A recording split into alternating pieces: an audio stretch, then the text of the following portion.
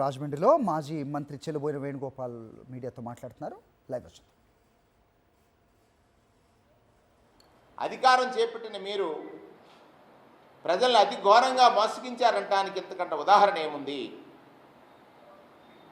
అధికారంలో రాకముందు నాకు అనుభవం ఉందన్నారు. మీ అనుభవం ఈ రాష్ట్ర ప్రజలకి ఉపయోగపడుతుందని నమ్మారు ప్రజలు. అధికారంలోకి వచ్చిన తర్వాత అసెంబ్లీ సాక్షిగా భయమేస్తుంది అన్నారు. నాకు అనుభవం ఉందనే మాట నమ్మినటువంటి ప్రజలు భయం అనేటువంటి మాట విన్న తర్వాత విస్తుపోయారు. మీరు ఎన్నికల హామీలు ఇచ్చే సమయంలో ఈ రాష్ట్రంలో ఆదాయం ఎంత, అప్పులు ఎంత మీ అనుభవానికి తెలియలేదా, అందలేదా? ఆ రోజు మీరు చేసిన ప్రచారం ఏమిటి? మీరు చేసినటువంటి ప్రచారంలో నాటి పాలకుడు జగన్మోహన్ రెడ్డి గారు ఎవరైతే ప్రభుత్వ సహాయం మీద ఆధారపడి వారి జీవితాలను మార్చుకోవాలని అనుకుంటున్నారో వారి కోసం నవరత్నాలు అనేటువంటి స్కీమ్స్ని ఒక క్యాలెండర్ మాదిరిగా, సంక్షేమం ఒక క్యాలెండర్ మాదిరిగా అందించాడు దేశానికి ఆదర్శంగా. అందులో ఏ వర్గాలు ఏ స్థాయి నుండి వారి జీవితాలు వెలుగులు నిండాలని ప్రయత్నిస్తారో వారికి అందాల్సినటువంటి సహాయం అందించడంలో ఆయన చేసినటువంటి కృషి, దాని మీద మీరు అసత్య ప్రచారాలు చేశారు. ఒక అబద్ధం కదా. జగన్మోహన్ రెడ్డి గారు సంక్షేమం చేస్తుంటే ఈ రాష్ట్రం అప్పుల పాలైపోయింది, దివాలా తీస్తుంది, శ్రీలంకగా మారిపోయింది, సొమాలియా అయిపోయింది. పదే పదే ప్రచారం చేశారు. అంటే నాటి పాలకుడు సంక్షేమం అందించడానికి అప్పు చేస్తే తప్పన్నా, నాటి పాలకుడు సంక్షేమం అందించడానికి అప్పులు చేస్తే తప్పులన్నా చంద్రబాబు నాయుడు గారు ఈ 6 మాసాల కాలంలో 1,19,000 కోట్ల రూపాయలు అప్పులు చేస్తే ఒప్పులు ఎలా అవుతాయో చెప్పాల్సినటువంటి బాధ్యత. ఆనాడు తప్పన్నటువంటి అప్పు తప్పన్నటువంటి చంద్రబాబు నాయుడు గారు ఈరోజు చేస్తున్న అప్పుల మీద ప్రజలకు వివరణ ఇవ్వాల్సినటువంటి అవసరం ఉంది. అంటే మీరు ప్రజలకు ఇచ్చినటువంటి హామీలను ఎగవేయాలనేటువంటి ధోరణిలో జగన్మోహన్ రెడ్డి గారి పాలన మీద విమర్శలే తప్ప పాలన మీద దృష్టి పెట్టలేదు అని అనటానికి ఇది ఒక ఉదాహరణ. మీరు మోసం చేశారు ప్రజల్ని.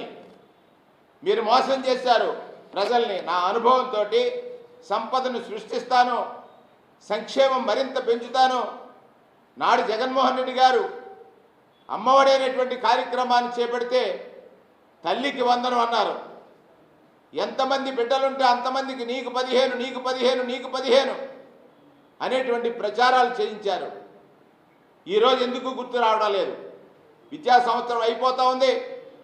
వచ్చే విద్యా సంవత్సరంలో అమలు చేయడానికి క్యాబినెట్లో చర్చ చేయడం అంటే ఇది నిజంగా ప్రజల్ని మోసగించడమే అనేటువంటి విషయాన్ని సందర్భంగా మనవి చేస్తూ ఉన్నాను. మీకు ప్రజలను మోసగించడానికి భయం లేదు, బెణుకు లేదు, వణుకు లేదు. ఓటు వేసిన తర్వాత ప్రజలు శక్తిహీనులైపోతారని, ప్రజలకు ఏం చెప్పినా దాన్ని అమలు చేయకపోతే అడగలేరని అతి విశ్వాసంతో మీ కళ్ళబొల్లి కబుర్లు, మీ కళ్ళబొల్లి మాటలతోటి ప్రజల్ని మోసగించారు. ఇది మోసపూరితమైనటువంటి పాలన అనేటువంటి విషయాన్ని కూడా మీ ద్వారా ప్రజల్ని అర్థం చేసుకోమని సందర్భంగా మనవి చేస్తూ ఉన్నాను. వారు చెప్పినటువంటి మాటలే కదా, మేము కొత్తగా అడగట్లేదు. మీరు మేనిఫెస్టోలో ఏదైతే పొందుపరిచారో ఆ అంశాలని అధికారం చేపట్టిన మరుక్షణమే అమలు చేస్తామని చెప్పారు. 6 మాసాల పాలన అయింది. పోనీ రాష్ట్రంలో సంపద గురించి మాట్లాడే మీరు అప్పుల ఊబిలో ఈ రాష్ట్రాన్ని మళ్ళీ నెట్టడానికి 1,19,000 కోట్ల రూపాయల అప్పులు చేసి కనీస సంక్షేమాన్ని అమలు చేయకుండా కేవలం కక్ష సాధింపు, కుట్రలు కుతంత్రాలతోటి, మోసాలతోటి పాలన సాగించవచ్చు అనేటువంటి ఒక అతి విశ్వాసం మీరు కనపరుస్తున్నారనేటువంటి మాట సందర్భంగా మనవి చేస్తూ ఉన్నాను.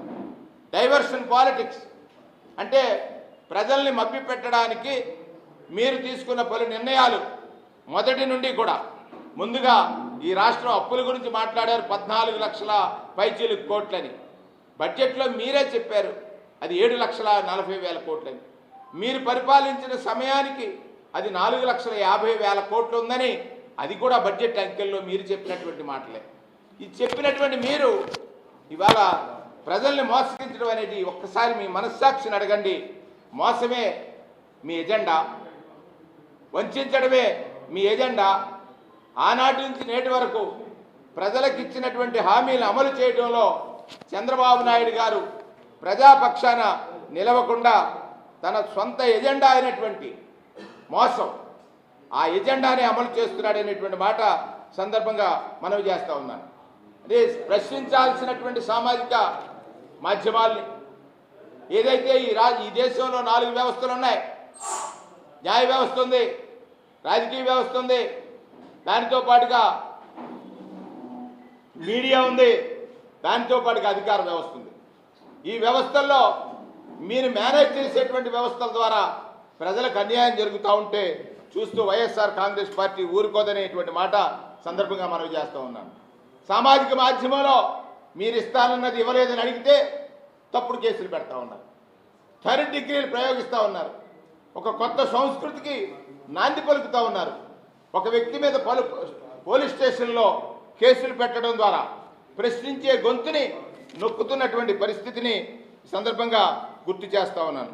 అలాగే సూపర్ 6 హామీలు ఏవైతే ఉన్నాయో కూటమి సర్కారు ఎగనామం పెడుతుందా అనే రీతిలో సూపర్ 6 హామీలకి ఎగనామం పెడుతుందా మీ ప్రభుత్వం అనే రీతిలో నిన్న మీరు క్యాబినెట్లో చర్చించినటువంటి విధానం కనపడతా ఉంది.